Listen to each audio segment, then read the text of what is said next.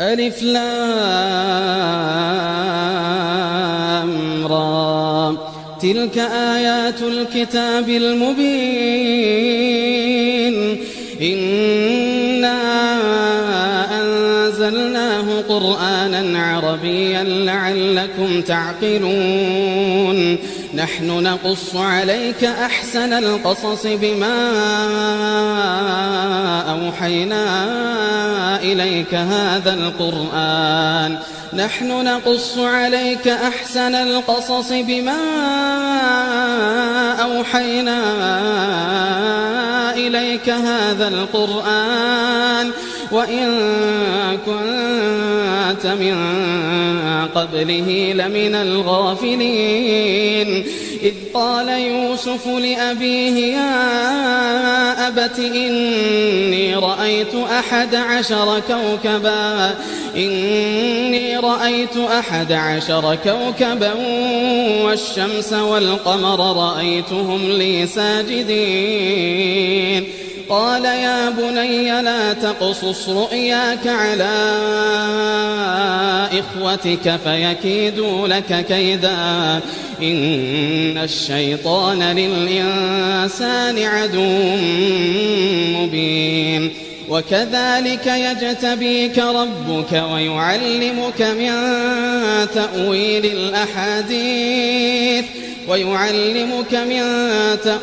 الأحاديث ويتم نعمته عليك وعلى آل يعقوب كما أتمها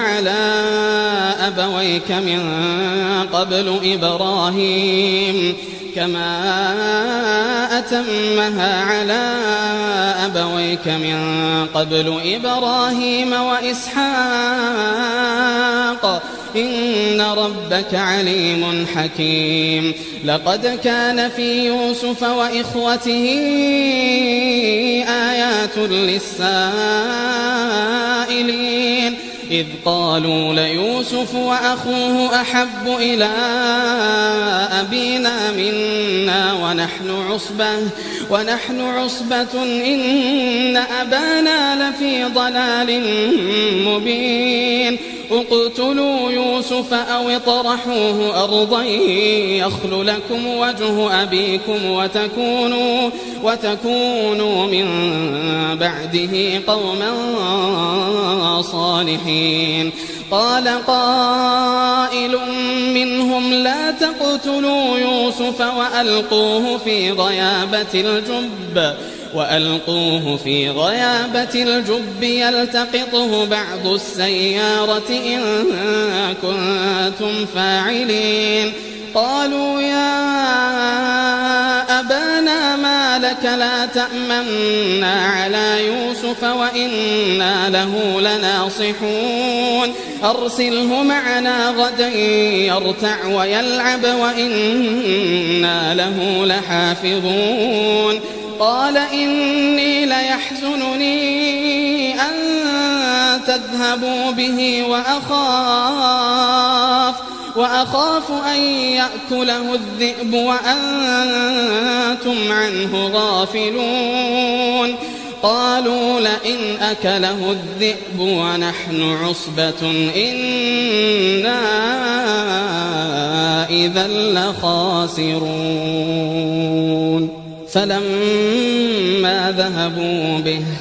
فلما ذهبوا به وأجمعوا أن يجعلوه في غيابة الجب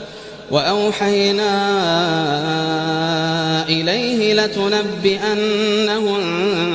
بأمرهم هذا وهم لا يشعرون وجاءوا أباهم عشاء يبكون قالوا يا أبانا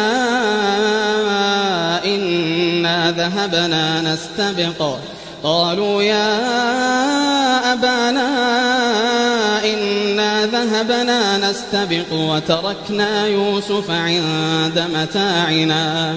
وتركنا يوسف عند متاعنا فأكله الذئب وما أنت بمؤمن لنا ولو كنا صادقين وجاءوا على قميصه بدم كذب قال بل سولت لكم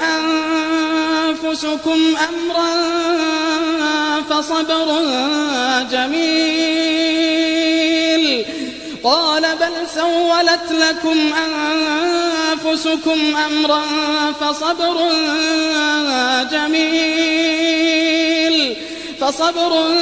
جميل والله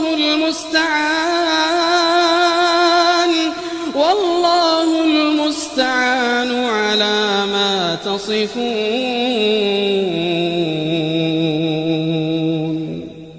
وجاءت سيارة فأرسلوا واردهم فأدلى دلوه قال يا بشرى هذا غلام وأسروه بضاعة والله عليم بما يعملون وشروه بثمن بخس دراهم معدودة وكانوا فيه من الزاهدين. وقال الذي اشتراه من مصر لامرأته أكرمي مثواه عسى أن ينفعنا أو نتخذه ولدا وكذلك مكنا ليوسف في الأرض ولنعلمه من تأويل الأحاديث والله غالب على أمره ولكن أكثر الناس لا يعلمون. ولما بلغ أشده آتيناه حكما وعلما وكذلك نجزي المحسنين. وراودته التي هو في بيتها عن نفسه وغلقت الأبواب وقالت هيت لك وراودته التي هو في بيتها عن نفسه وغلقت الأبواب وقالت هيت لك قال معاذ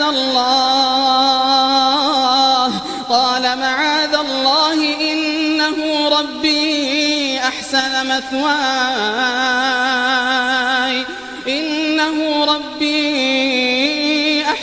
مثواي إنه لا يفلح الظالمون. ولقد همت به وهم بها لولا أن رأى برهان ربه كذلك لنصرف عنه السوء والفحشاء إنه من عبادنا المخلصين. واستبق الباب وقدت قميصه من دبر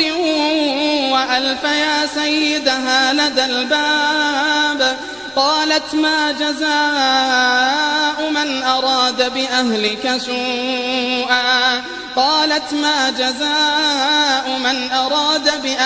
سوءا إلا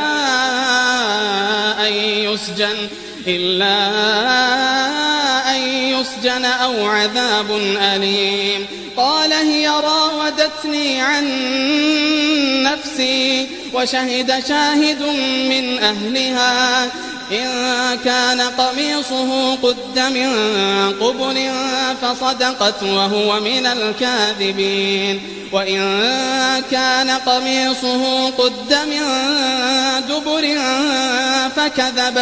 فكذبت وهو من الصادقين. فلما رأى قميصه قد من دبر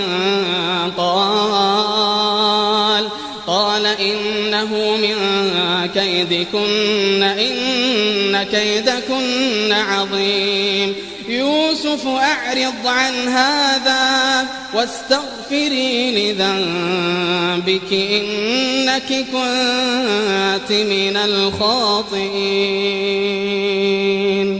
وقال نسوة في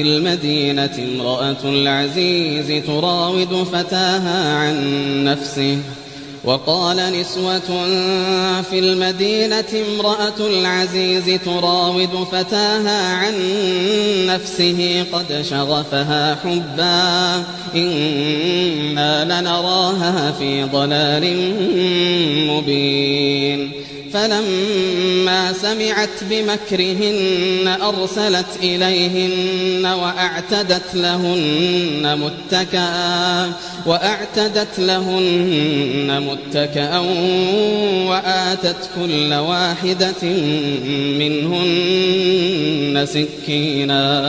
وآتت كل واحدة منهن سكينا وقالت اخرج عليهن فلما رأينه أكبرنه وقطعن أيديهن وقلن حاش لله ما هذا بشرا فلما رأينه أكبرنه وقطعن أيديهن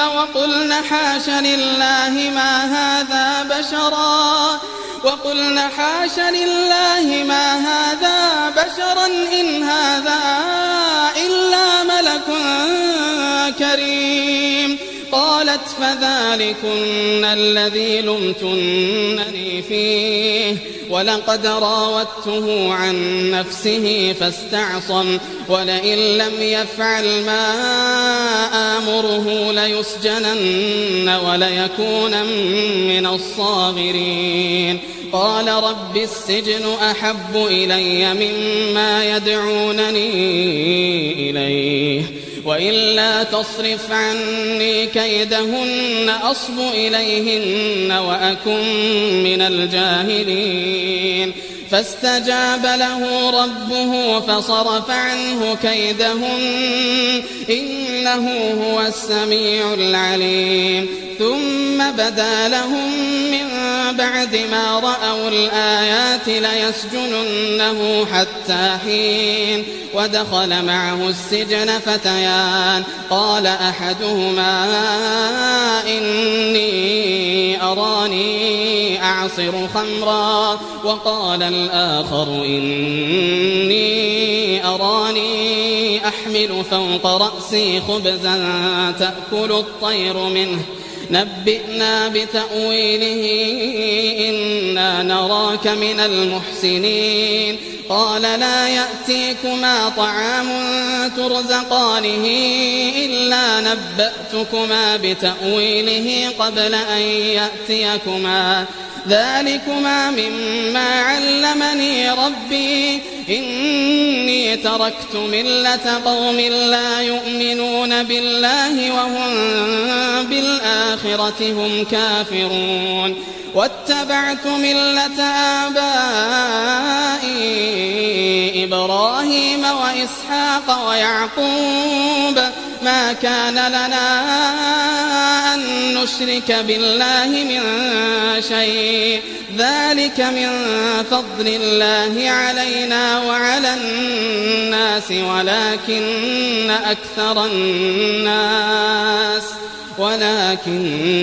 أكثر الناس لا يشكرون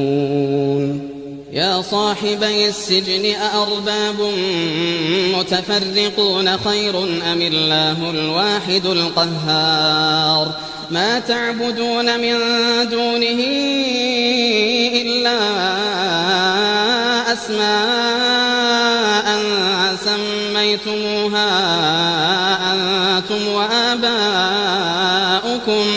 سميتموها أنتم وآباؤكم ما أنزل الله بها من سلطان إن الحكم إلا لله أمر أن لا تعبدوا إلا إياه ذلك الدين القيم ولكن أكثر الناس لا يعلمون يا صاحبي السجن أما أحدكما فيسقي ربه خمرا وأما الآخر فيصلب فتأكل الطير من رأسه قضي الأمر الذي فيه تستفتيان وقال للذي ظن أنه ناج منهما اذكرني عند ربك فأنساه الشيطان ذكر ربه فلبث في السجن 9 سنين وقال الملك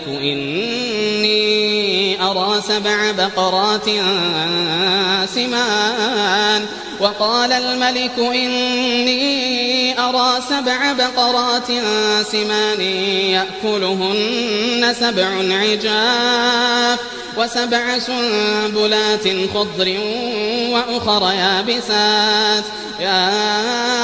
أيها الملأ أفتوني في رؤياي إن كنتم للرؤيا تعبرون قالوا أضغاث أحلام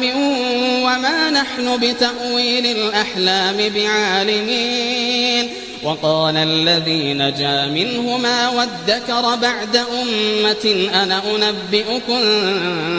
بتأويله فأرسلون يوسف أيها الصديق أفتنا في 7 بقرات سمان يأكلهن 7 عجاف و7 سنبلات خضر وأخر يابسات لعلي أرجع إلى الناس لعلهم يعلمون قال تزرعون 7 سنين دأبا فما حصدتم فذروه في سنبله إلا قليلا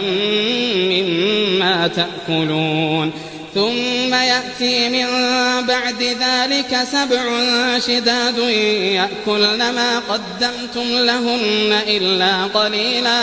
إلا قليلا مما تحصنون ثم يأتي من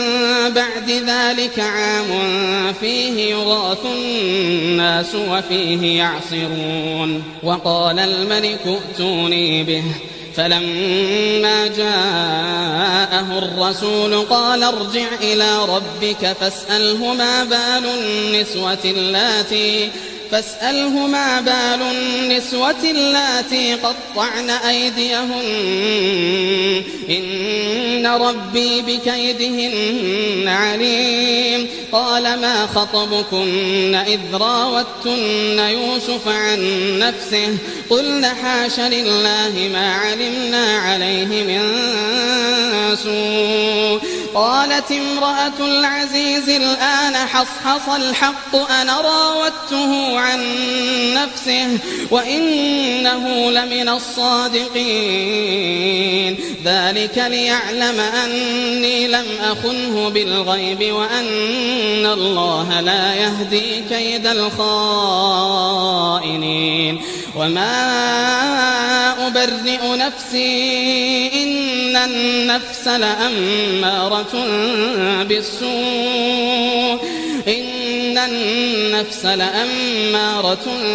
بالسوء إلا ما رحم ربي إن ربي غفور رحيم وقال الملك ائتوني به أستخلصه لنفسي فلما كلمه قال إنك اليوم لدينا مكين أمين قال اجعلني على خزائن الأرض إني حفيظ عليم وكذلك مكنا ليوسف في الأرض يتبوأ منها حيث يشاء نصيب برحمتنا من نشاء ولا نضيع أجر المحسنين ولأجر الآخرة خير للذين آمنوا وكانوا يتقون وجاء إخوة يوسف فدخلوا عليه فعرفهم وهم له منكرون ولما جهزهم بجهازهم قال ائتوني بأخ لكم من أبيكم ألا ترون أني أوفي الكيل وأنا خير المنزلين فإن لم تأتوني به فلا كيل لكم عندي ولا تقربون قالوا سنراود عنه أباه وإنا لفاعلون وقال لفتيانه اجعلوا بضاعتهم في رحالهم لعلهم يعرفونها إذا انقلبوا إلى أهلهم لعلهم يرجعون فلما رجعوا إلى أبيهم قالوا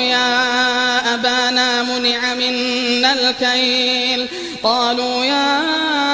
أبانا منع منا الكيل فأرسل معنا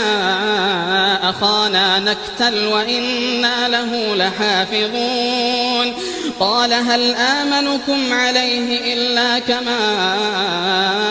أمنتكم على أخيه من قبل فالله خير حافظا وهو أرحم الراحمين ولما فتحوا متاعهم وجدوا بضاعتهم ردت إليهم قالوا يا أبانا ما نبغي هذه بضاعتنا ردت إلينا ونمير أهلنا ونحفظ أخانا ونزداد كيل بعير ذلك كيل يسير قال لن أرسله معكم حتى تؤتون موثقا من الله لتأتونني به إلا أن يحاط بكم فلما آتوه موثقهم قال الله على ما نقول وكيل وقال يا بني لا تدخلوا من باب واحد وادخلوا من أبواب متفرقة وما أغني عنكم من الله من شيء إن الحكم إلا لله عليه توكلت وعليه فليتوكل المتوكلون ولما دخلوا من حيث أمرهم أبوهم ما كان يغني عنهم من الله من شيء إلا حاجة في نفس يعقوب قضاها وإنه لذو علم لما علمناه ولكن أكثر الناس لا يعلمون ولما دخلوا على يوسف آوى إليه أخاه قال إني أنا أخوك فلا تبتئس بما كانوا يعملون فلما جهزهم بجهازهم جعل السقاية في رحل أخيه ثم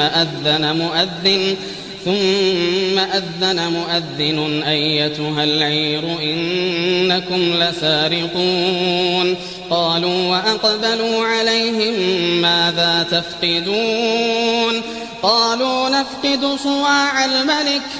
ولمن جاء به حمل بعير وأنا به زعيم قالوا تالله لقد علمتم ما جئنا لنفسد في الأرض وما كنا سارقين قالوا فما جزاؤه إن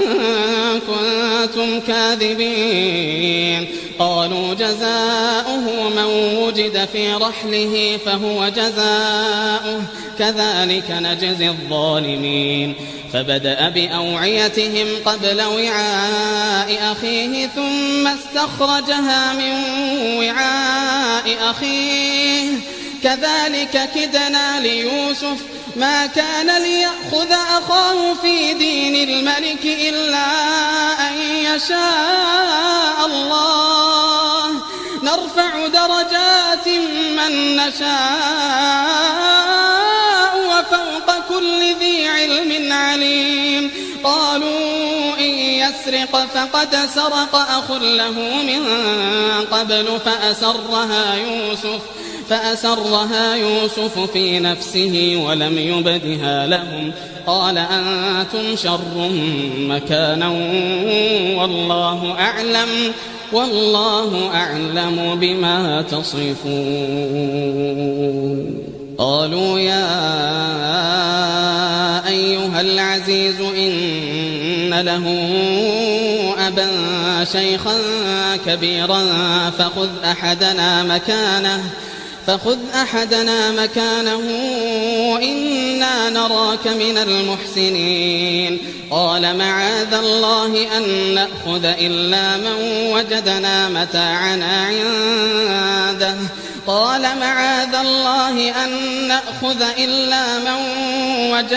متاعنا عنده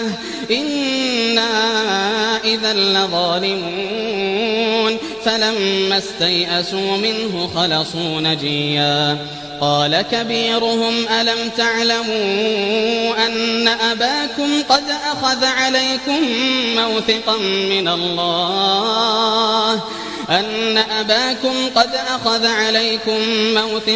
من الله ومن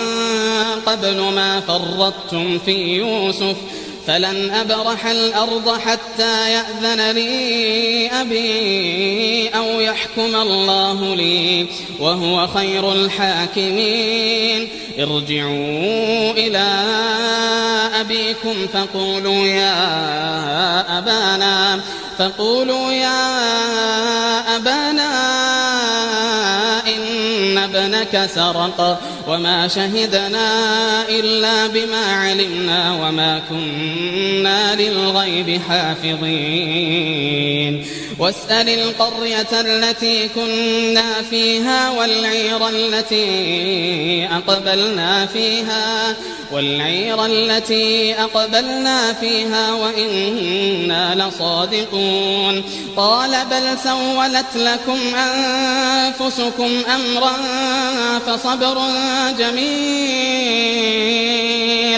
فصبر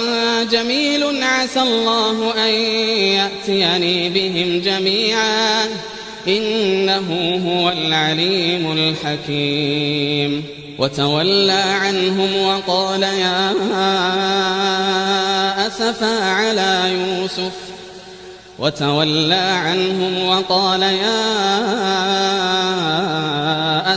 على يوسف وابيضت عيناه من الحزن فهو كظيم. قالوا تالله تفتأ تذكر يوسف حتى تكون حرضا أو تكون من الهالكين. قال إنما أشكو بثي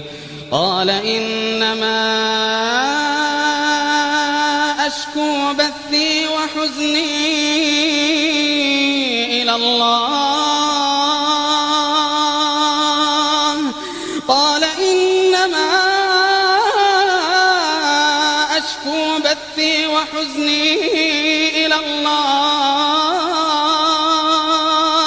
وأعلم من الله ما لا تعلمون. يا بني يذهبوا فتحسسوا من يوسف وأخيه ولا تيأسوا من روح الله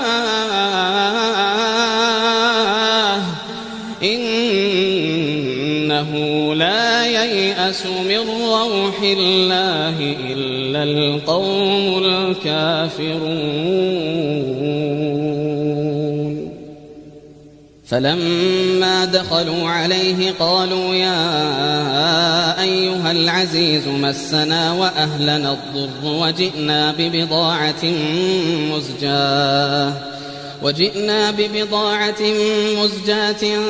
فأوف لنا الكيل وتصدق علينا إن الله يجزي المتصدقين. قال هل علمتم ما فعلتم بيوسف وأخيه إذ أنتم جاهلون؟ قالوا أئنك لأنت يوسف؟ قال أنا يوسف وهذا أخي. قال أنا يوسف وهذا أخي قد من الله علينا إنه من يتق ويصبر فإن الله لا يضيع أجر المحسنين. قالوا تالله لقد آثرك الله علينا وإن كنا لخاطئين. قال لا تثريب عليكم اليوم يغفر الله لكم وهو أرحم الراحمين. اذهبوا بقميصي هذا فألقوه على وجه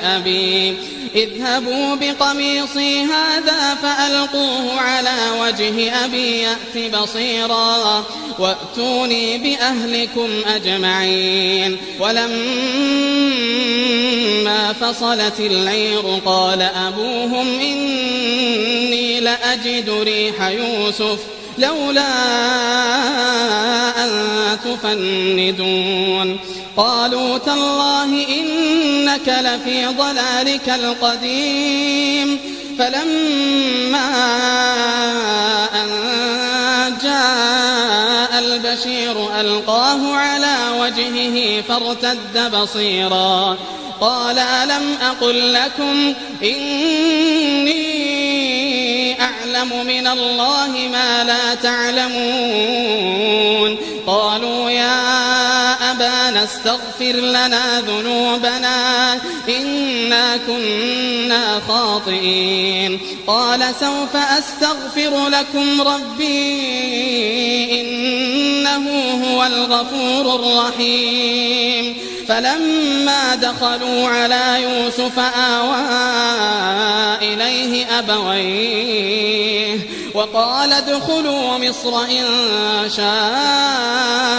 الله آمنين. ورفع أبويه على العرش وخروا له سجدا وقال يا أبت هذا تأويل رؤياي من قبل قد جعلها ربي حقا وقد أحسن بي إذ أخرجني من السجن وجاء بكم من البدو من بعد أن نزغ الشيطان بيني وبين إخوتي إن ربي لطيف لما يشاء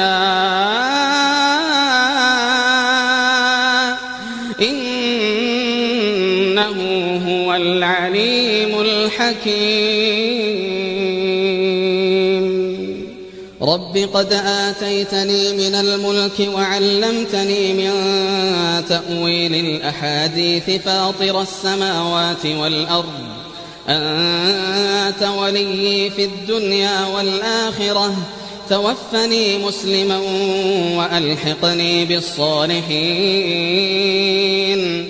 ذلك من أنباء الغيب نوحيه إليك وما كنت لديهم إذ أجمعوا أمرهم وهم يمكرون. وما أكثر الناس ولو حرصت بمؤمنين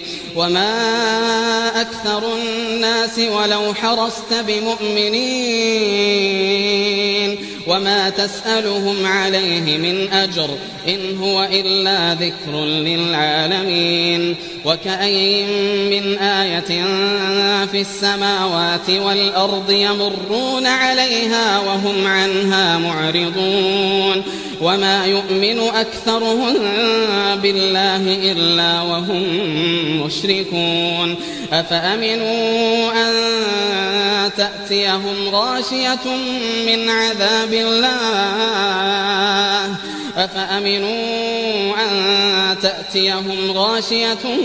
من عذاب الله أو تأتيهم الساعة بغتة وهم لا يشعرون. قل هذه سبيلي أدعو إلى الله على بصيرة أنا ومن اتبعني وسبحان الله وما أنا من المشركين. وما أرسلنا من قبلك إلا رجالا نوحي إليهم من أهل القرى أفلم يسيروا في الأرض فينظروا كيف كان عاقبة الذين من قبلهم ولدار الآخرة خير للذين اتقوا أفلا تعقلون. حتى إذا استيأس الرسل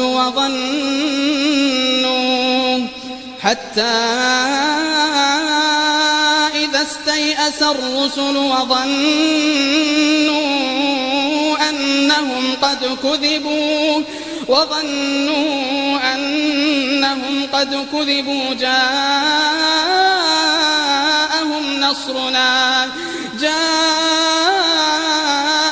نصرنا فنجي من نشاء. حتى إذا استيأس الرسل وظنوا أنهم قد كذبوا جاءهم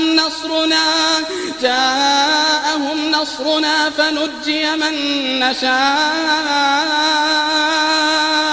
ولا يرد بأسنا عن القوم المجرمين. لقد كان في قصصهم عبرة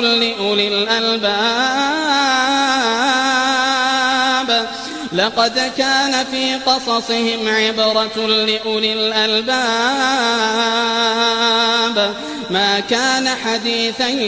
يفترى ولكن تصديق